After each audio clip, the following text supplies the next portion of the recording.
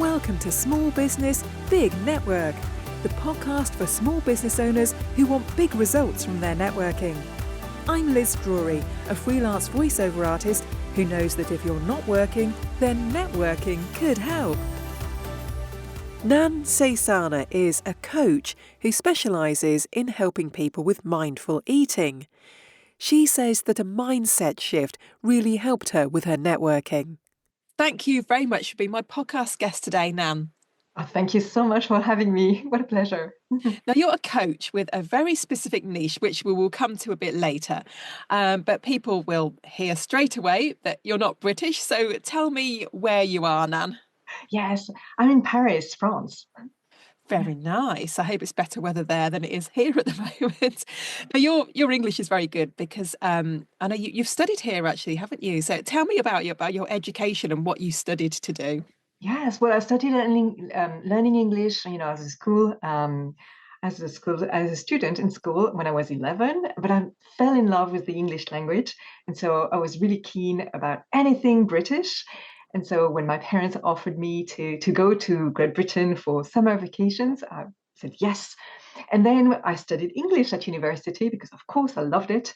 And I had the opportunity to go and study in Oxford Brookes University, for a full year, and I jumped on it. And I decided to go a bit more, but being an assistant, like a lecturer in a school, and then I became a teacher actually in France because while I was away working for the school, I didn't want to stop studying because I knew that it could be hard afterwards to go back to studying. So the only thing that was available at the time was studying for a competitive exam to become a teacher in English. And so I just took it to study, and then I happened to pass the exam. So here I was. An English teacher. And how long were you an English teacher for? For 23 years, yes, mostly in high schools, junior high school for 7 years, and mostly then for 15 years for students who were from 16 years old to 22 years old in a school that was also part of a business school. So it was really interesting. The atmosphere there, the colleagues were amazing. Yeah. So it's obviously something that you enjoyed. So tell me about leaving teaching and why you left teaching and what you decided to do next. Yes, actually, for about 30 years, I was also struggling with binge eating, which for those who don't know what that is that whenever I was in a bad mood or I was terrified or stressed out or bored, I didn't know what to do. And I didn't even know it was because of my emotions, that kind of emotions, that I would do that. But I didn't know what to do. So I would eat. I would eat a lot of food in a very small, in a very short time, preferably hiding. And I would do that for 30 years. And I knew that was not the way I wanted to behave. And I didn't know what to do. So I was quite successful having a husband, a wonderful husband, living in Paris, having 2 wonderful kids and a cat. And yet I was having this behavior and didn't know what to do. And it must have been 10 years ago that I started listening to a podcast called the Life Coach School podcast by Brooke Castillo.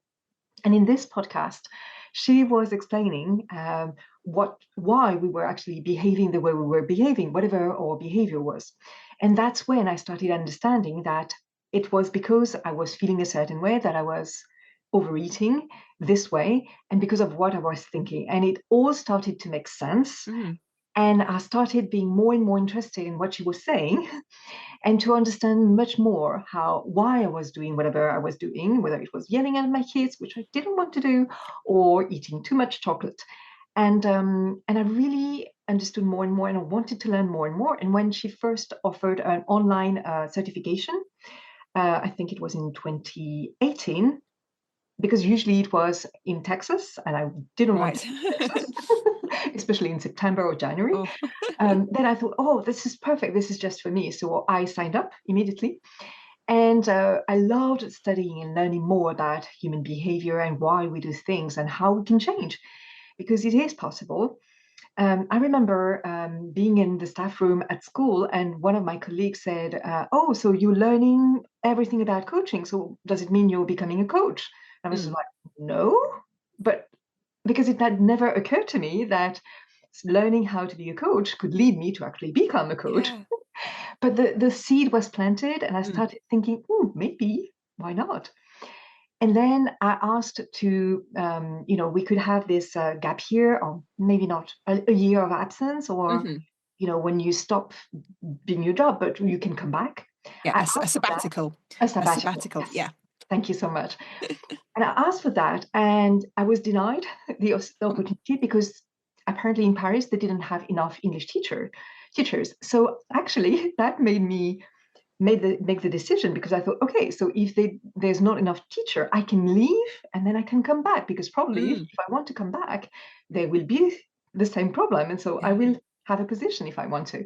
So that's why I resigned, actually, and I resigned in 2020 actually, during the pandemic, because I was Mm. okay. I've had this opportunity to test what it's like to stay home and work from home, and I loved it. So let's go. And so how did things build from there? Presumably you started from scratch with no clients. So how did you go about finding people that needed a coach? Yes, well, actually, I started with having a big client, because while I was studying for the certification, or actually at the very end of my certification, once I became certified, Brooke Castillo for the Life Coach School um, put a little ad looking for coaches who had gone through our school, and Mm. so just out of curiosity, I applied, and then I got the job. And so I was still teaching. I hadn't resigned yet.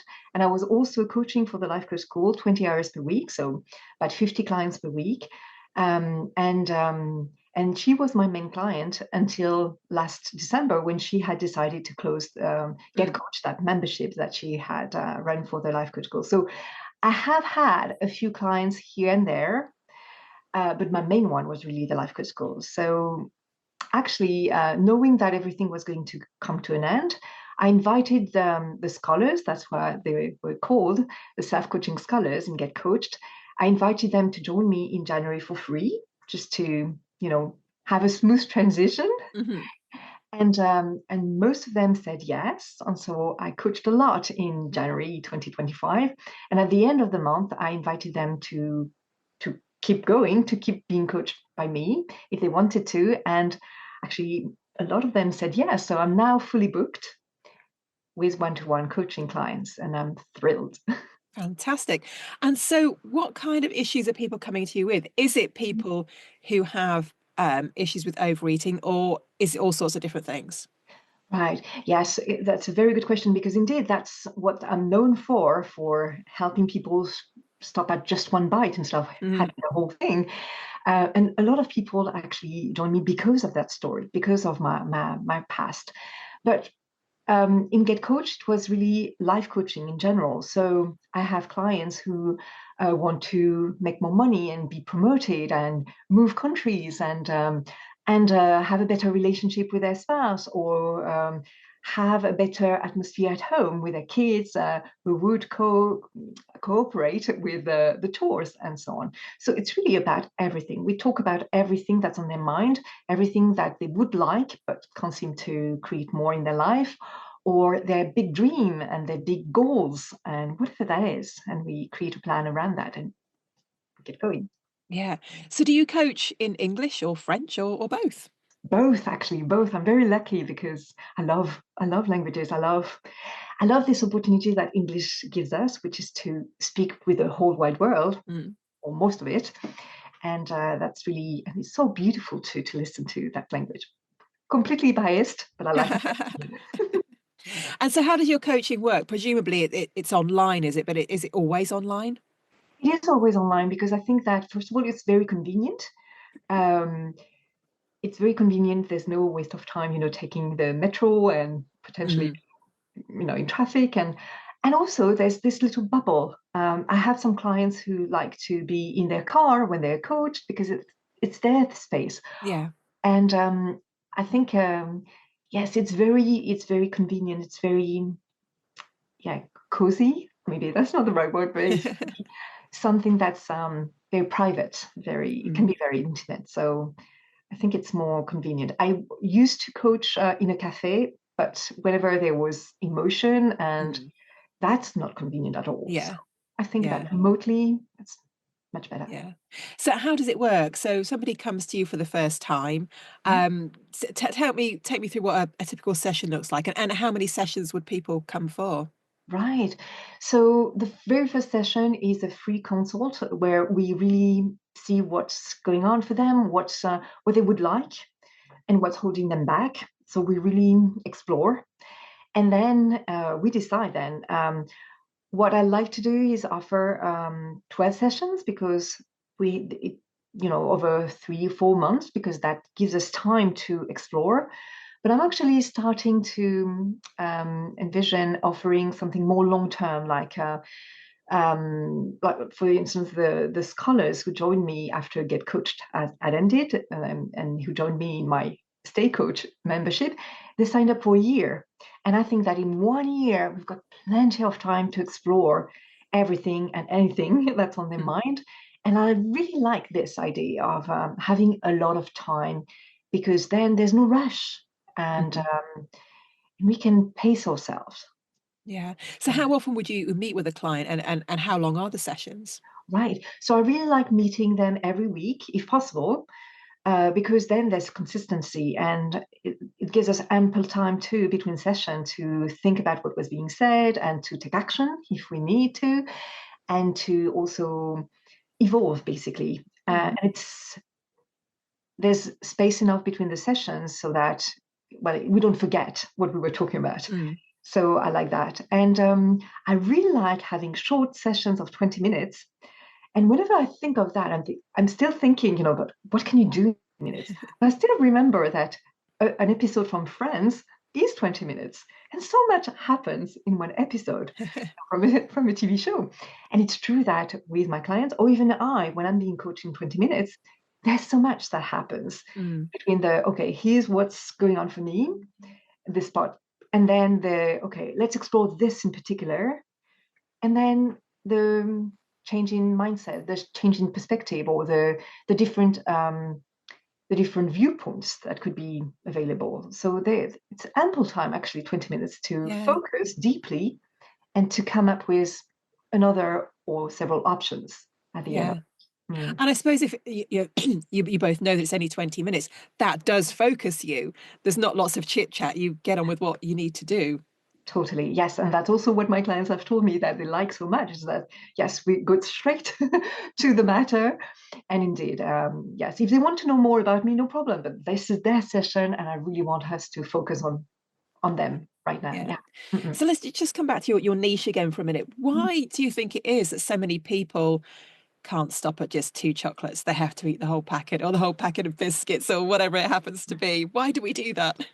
Right, and there are so many reasons behind it. It depends on the people. It depends on the time of the day. It depends on the story they have about that particular food, maybe, or something that happened. But what I found is that there are 2 main reasons why we tend to overeat, which is we want to move towards something, and so very often we think that the food is fantastic and we can't resist it. So we're attracted to something that we think is in the food. And we hear it on the commercials all the time. This is delicious, and this will make you feel this way. So, of course, it makes sense that we want to feel a certain way thanks to the food. And it's true that the food makes us feel a certain way because of the sensations. There's chemical ingredients in the food. So, yes, there is an interaction between the food and our body. But also, there's what we think we're going to look into the food, which is to find in the food, which are emotions. But if we want to feel free because of chocolate, it's never going to work. If we want to feel carefree or chill because of biscuits, it doesn't work this way. If we want to feel connected because we're having ice cream just like our partner, we can't feel connected because of the ice cream.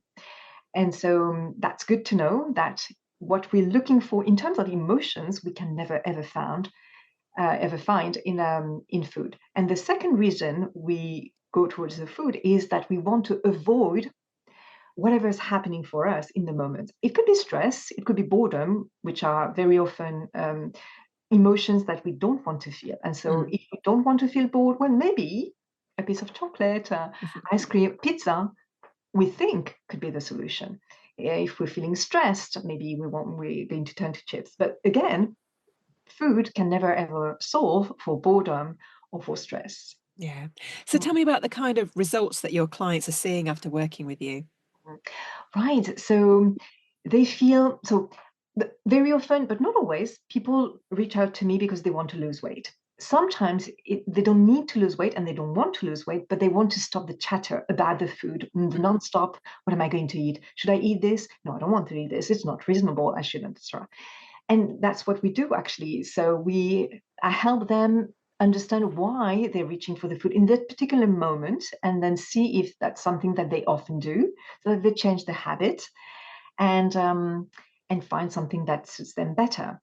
And so it's as if we lower just like you would turn the volume down on a mic or on earphones.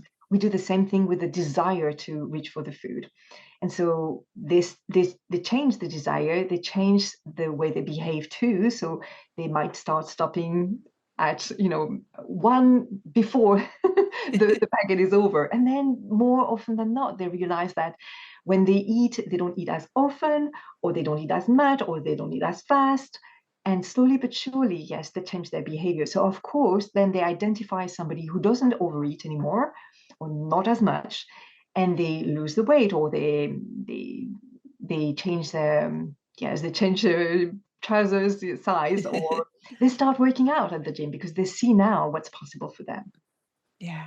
So let's have a chat about networking now then. So I know that is something that you do for your business. So tell me, why do you do networking, and where do you like to network? Yeah, so good. So it's so interesting because when I started coaching 5-6 years ago, I heard of networking, people going to networking events, but I was thinking, but I live in Paris, there's no networking events here, which of course now I see as a lie, really, but I had no idea what was going on. And last summer, I was invited to a BNI session in New York, Manhattan, and I was curious and I went there and I had the best time ever. Because what I loved about this was how open people were about their businesses. This is what I do. This is what I need. Do you know somebody who? I loved that. And then I looked into it because the format of the BNI didn't suit me. It was too long, too frequent, and a bit too structured for me. I wanted something more casual. But I got to look into different networking groups, and that's how we met actually on me. And I love the I don't know, I feel so comfortable with Only and other networking groups like Women in Business. They're also very, very friendly. They make yourself feel so comfortable. And I'm starting to see that, yes, there are so many people who could be my friends, and we can share things, we can give each other feedback, we can collaborate. It's really opened up a lot of opportunities for me. And what I love, well, I was about to say love most, because that used to be my thing, was to have coffee chats, one-to-one with people. But I also love this group setting where we actually meet and just share and answer questions and brainstorm about that. That's so good. Yeah. So the only network that we met through is online. Do you do any in-person networking as well? No, I don't, because so as you mentioned, I coach both in French and in English, but I really want to keep coaching in English because I love the language, I love the people worldwide. I know that we may have different backgrounds in terms of culture, but the human brain works exactly the same, whether you live in Japan or Mexico or wherever. So I really want to keep on coaching people all over the world. And so that's why I network mostly online, well, only online, in English. And so that helps me go to Australia or the UK or the US easily. Yeah. And so what has networking brought to your business? What have you got from it? Well, so far, a lot of fun and a new mindset shift too, because I used to think, well, okay, I'm very keen to meet that person and to have a coffee chat with them, but I don't know what to say. I don't even know what to say. What am I going to talk about? And this awkwardness that I didn't like. but I've learned since then that there are a set of questions that I could ask, and it could be natural and so on, and I love that. So it's giving me the little nudge I needed, I think, to keep going and to actually think, well, wait, I love being part of networking groups, but I also already have a network. Maybe I could also meet them, the people from my network, regularly or not so regularly, and ask them where they are and if I can help and if they would be willing to connect again. So that's also what I'm doing, actually. I'm just, yeah, why start again when there's already so many people that Yeah. I love that you describe it as being a mindset shift towards networking, because a mindset shift is what you help your clients with all the time, isn't it? exactly, yes. And I may be a coach, but I still need a lot of coaching, and I want to change and I want to grow and I want to see what else is possible for me. Yes. Yeah, lovely. So, final question then, Nan. If people are interested in finding out more about you and your coaching services, what is the best way for them to get in touch with you? Right. So they can find me on Instagram at nan.saysana.coaching, and yeah, and they can reach out to me and I'd be delighted to chat with them. Lovely. Well, we'll put that link in the show notes so that people can find you. And thank you very much for being my guest today. Thank you so much. It's fun. Thanks for listening to Small Business, Big Network. If you found this podcast useful, please do rate, review and subscribe. And don't forget to share it with the rest of your network too.